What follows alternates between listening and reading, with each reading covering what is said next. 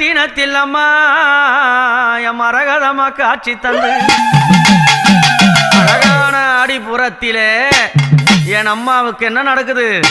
வளகாப்பு நடக்கிறது. கண்ணாடி வளையல் பூட்டி கட்டழகி சிங்காரம்